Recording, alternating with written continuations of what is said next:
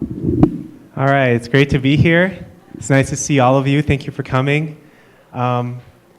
This has been a pretty crazy week, and my last week as a living the single life, like my family and kids are all in Missouri. So tomorrow morning, I'll be driving out to Missouri to spend a few days there, and then we're going to visit some of my relatives, and we'll be back. Next week, you're all going to be getting a wonderful sermon from David Stein. So I think it'll be great. And I just wanted to share. The remote's not here.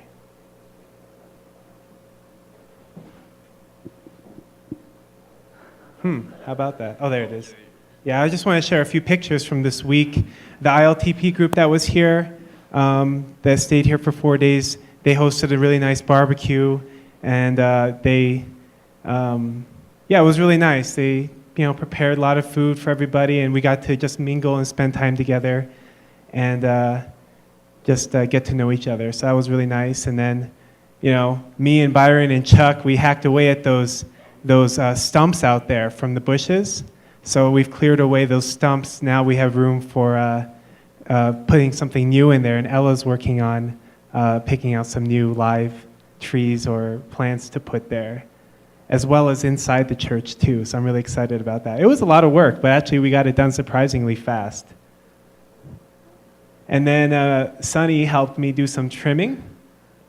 I know it's really exciting, right? But it's all a process of beautifying our church and making it more welcoming and inviting, and the little details matter.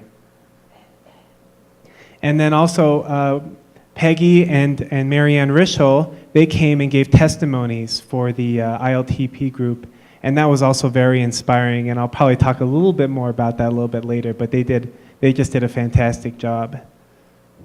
And then we also had our matching preparation seminar yesterday, and that was also really wonderful. So yeah, a lot of things happened this week. I ended up being a lot busier than I expected to be, which was good.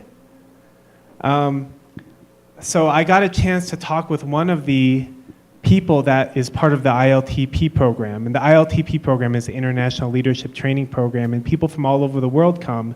Mostly in this group is about 40 people. Mostly they're from Russia and from the Philippines, from Thailand, and from Japan. And I had the opportunity to talk with one of them because I was wondering, why did you come? Why did you come here? Why did you leave your home country, come to America to live a kind of extreme lifestyle where you're living in every day going out to sell bracelets and things to make money? And he was sharing with me that he's like a pastor in Russia, in one of these Ural region part of Russia. And they're building a church, kind of like this one, maybe a little smaller, he said. But it's not finished, and they didn't have enough money to finish the building.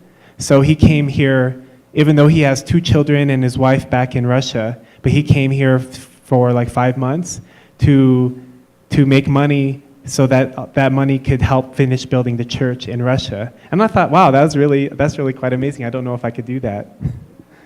But it was inspiring to find that, when they are fundraising, about 20 to 30% of it goes to support their, cost, the overhead cost, the, cost for the vehicles and all that thing. But then the rest of that money goes back towards, whatever purpose they came for, whether it was college tuition or, just supporting those churches in those other countries, because in many of those countries, like the Philippines and Thailand, it's not always so easy to find ways to make money.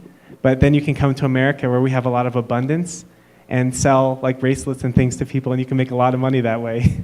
So I thought it was really cool. And I just wanted to also say a special thank you to people who helped out with different things this week. Sarah and Sunny helped out with a lot of different things around the church, cleaning and trimming and things like that. And also really grateful to Dasha. You saw her up here on the stage.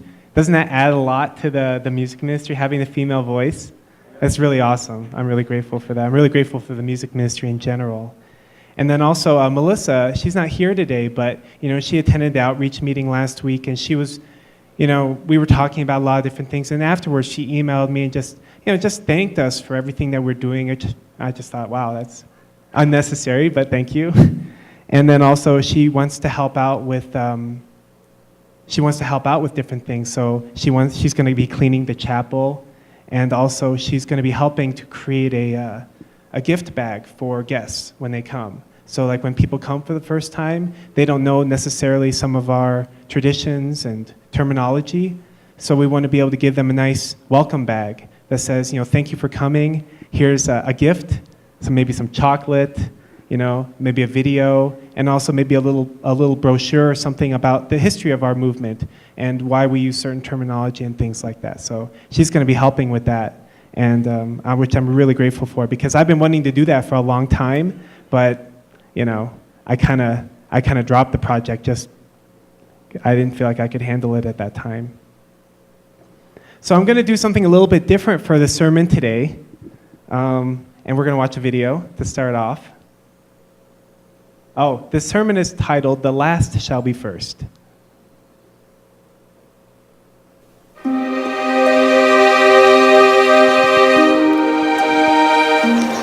Behold, we have forsaken all and followed thee.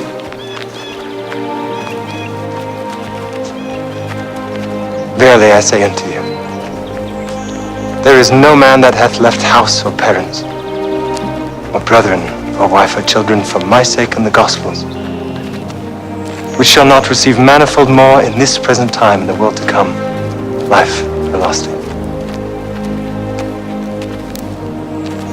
But many that are first shall be last, and the last shall be first. For the kingdom of heaven is like unto a man that is an householder, which went out early in the morning to hire laborers into his vineyard. And when he had agreed with the laborers for a penny a day, he sent them into his vineyard. And he went out about the third hour, and saw others standing idle in the marketplace, and said unto them, Go ye also into the vineyard, and whatsoever is right I will give you. And they went their way. Again he went out about the 6th and 9th hour, and did likewise. And about the 11th hour he went out, and found others standing idle, and saith unto them, Why stand ye here all the day idle? They say unto him, Because no man hath hired us. He saith unto them, Go ye also into the vineyard, and whatsoever is right, that shall ye receive. So, when even was come, the Lord of the vineyard saith unto his steward, Call the laborers, and give them their hire, beginning from the last unto the first. And when they came that were hired about the 11th hour, they received every man a penny. And when the first came, they supposed that they should have received more, and they likewise received every man a penny. And when they had received it, they murmured against the good men of the house, saying, These last have wrought but 1 hour, and thou hast made them equal unto us, which have borne the burden and heat of the day. But he answered one of them, and said, Friend,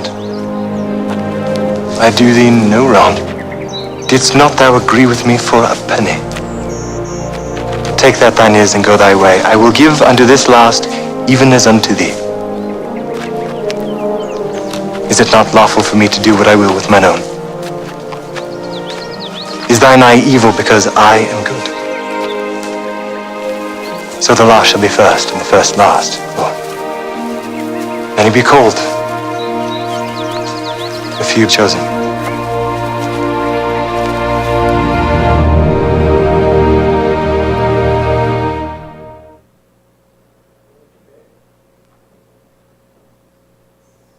So yeah, sorry, the original video had subtitles, and so I realized I was, but basically the gist of the story is that Jesus is talking about, he's giving this parable, he's telling this story, and in the story there's a owner, he owns the vineyard, and he needs to find laborers to help harvest all the grapes.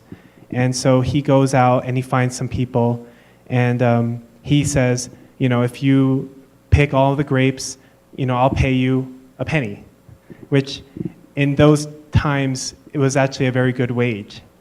They use penny, but they call it actually denarius in the Bible. It's like actually a good wage. Like if you were a soldier in the Roman army, you could make that in a day. And the work day was 12 hours. So after I think it's 6 hours, he goes out to the market again, and he says, come work in my field, I'll pay you what's right. So he doesn't tell them specifically what he's going to pay them, but he just says, I'm going to pay you what's right.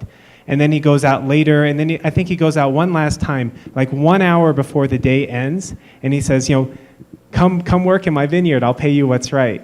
So you've got these different groups of people who are working to pick the grapes, but they all start at different times of the day. Some people are working all day long, and some people are just working for an hour, right? So then the end of the day comes, and they need to get paid. So they all come up to receive their pay. And for some reason, the owner pays the people who came last first, instead of paying the people who came first. So then the people who are paid first, they receive the penny, right? Which is the same amount that he agreed to pay the people who were there all day. And so the people who are in the line, they're thinking, oh, if they're getting paid a penny and they only worked for an hour or 3 hours, then I'm going to get paid a lot more, right? Because I worked all day long. But so then they come up and he gives them a penny.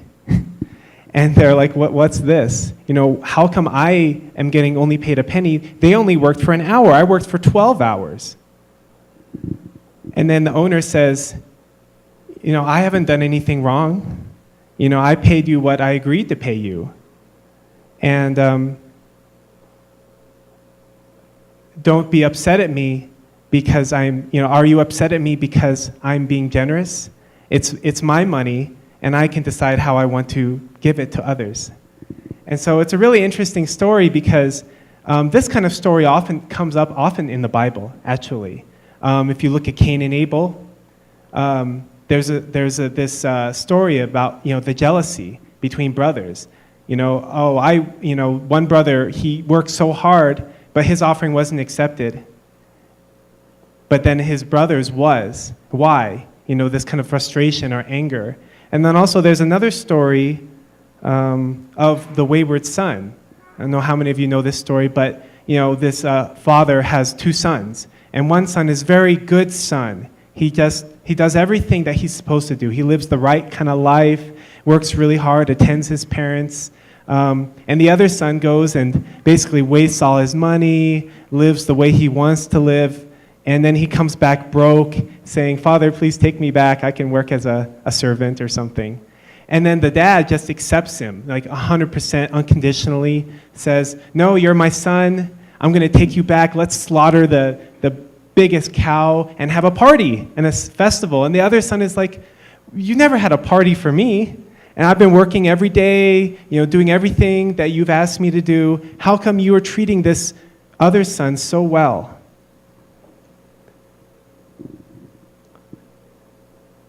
So there's 2 things that I take from this story that I think are meaningful. But first of all, I want to share also from the Divine Principle, which is our main text, what it says. It says a little bit about this story. So it says, in this parable, the householder represents God, the vineyard represents God's work, the tenants entrusted with the work represent the Jewish people, the servants represent the prophets, the son of the householder represents Jesus, and the other tenants who harvest the fruits represent some other nation which can receive Christ at the second advent and realize God's will. By this parable, Jesus conveyed that he will not come again to the people who persecuted him. God will take away the mission previously entrusted to them and give it to another people who can produce its fruits upon Christ's return. So 2 things that I took from the story were that, one, it was interesting that the owner, he wasn't really so concerned about how the people felt, about how the laborers felt, about him giving the same pay to the people who only worked an hour to the people who worked all day long. He wasn't worried. I mean, if you were to think about it, you were the owner, you would think, it would be kind of unfair, or I might offend people if I was to pay them the same amount. And also to add salt to the wound, or to add to make it even harder, he paid those people first, the people who only worked an hour. But he didn't worry about that. And what he did worry about was what he wanted to do out of his heart, out of his desire to care for these people, because probably that was his intention from the beginning. That's my guess. I mean, he went out there and found a bunch of people who they only needed to do 1 hour of work. And it was probably his intention from the beginning to pay them the same as he paid everyone else. But because he wanted to do that, he wanted to be generous. He wanted to be able to give to these people. And then the other thing that I took from the story is that God wants to be generous with us. He wants to give the same to us as to everybody else. The same kind of value, the same kind of blessings. But it's interesting, this point about that Jesus talks about in the story. He talks about the first shall be last and the last shall be first. And I was thinking about that. Why would he say something like that? What does that mean exactly? Why would the first be last and the last be first? And so obviously in the story, the people who came first were paid last. But I think that there's more to it than that. I think it's also like a artistic thing too. That when you look at the different stories in the Bible, and especially when you look at it through the eyes of the divine principle, we see that there's constantly this struggle between wanting to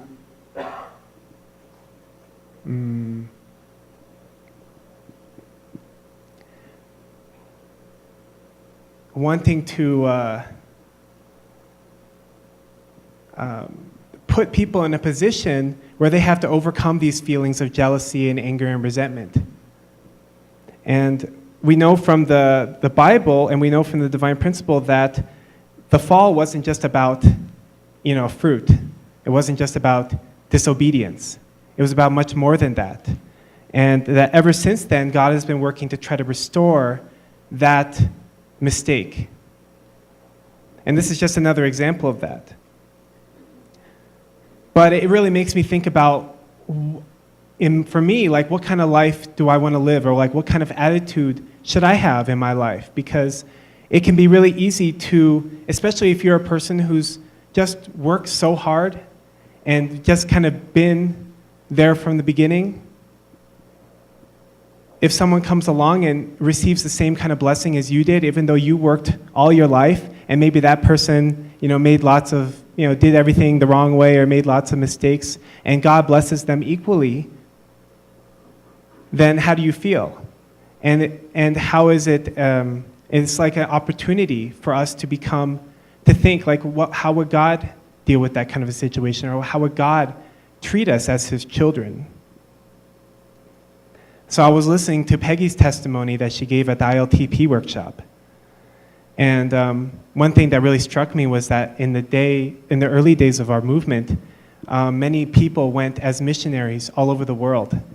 And she was sharing about how, these early members from Germany, they went to all different countries around the world.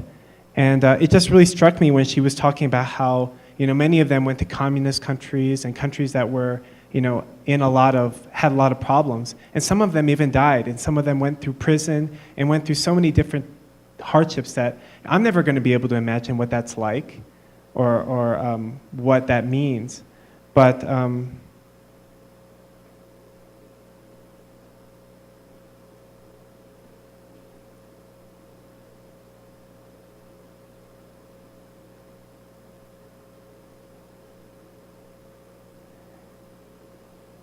as a young person in our movement, and as we grow and bring in new people, we won't have to go through the same kind of challenges and difficulties that those people went through. I mean, most likely, we're not going to have to be put into situations where we have to put our lives on the line for the sake of our faith, or for the sake of being able to teach our faith.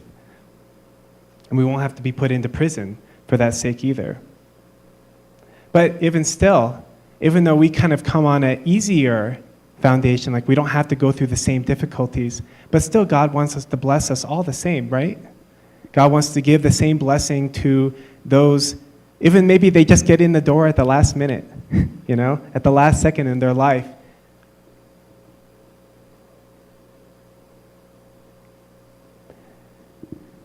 So for me, when I think about the last being first and the first being last, I think about how I want to be a person that, I want to be that person that can be, I don't want to be the last. I don't want to be the last because of my own anger or frustration, that I was that worker in the vineyard who was there for 12 hours, but I can't accept, or I get angry that God's blessing this person the same as me. That I think that's what Jesus meant when he talked about the first being last, in that those people who work all their life, but at the last minute, if they become angry or resentful, like, I worked so hard, what did you do to deserve? You didn't deserve this. Then we become the last in terms of the heart, because that is the furthest away from God's heart, which is that he wants to bless everybody equally. So I think that we don't want to get stuck in that kind of a feeling or that kind of a mindset. And that, if possible, we want to be the first and the first, right? We can be the first and the first because we can be there. We can be the ones from the beginning, working hard, taking care of our brothers and sisters, investing, and also at the end, when God wants to bless those people, we can say, yeah, that's great. We need to uplift each other. We need to want that each other be uplifted, even if that person didn't hardly do anything. We want to have that same kind of heart and mentality that God has towards us and towards all his children. So, yeah, the first being first. I like that. I think that Jesus probably talked about the first being last, just because that's what he was seeing in the people, in the Jewish people at that time, because they were rejecting him. They were the ones that God prepared. He spent thousands of years preparing this foundation for Jesus to come, and they were rejecting him. And so I think that in part he was lamenting, and he was saying, this is what you're doing. This is what you're doing. And, you're like these laborers. But I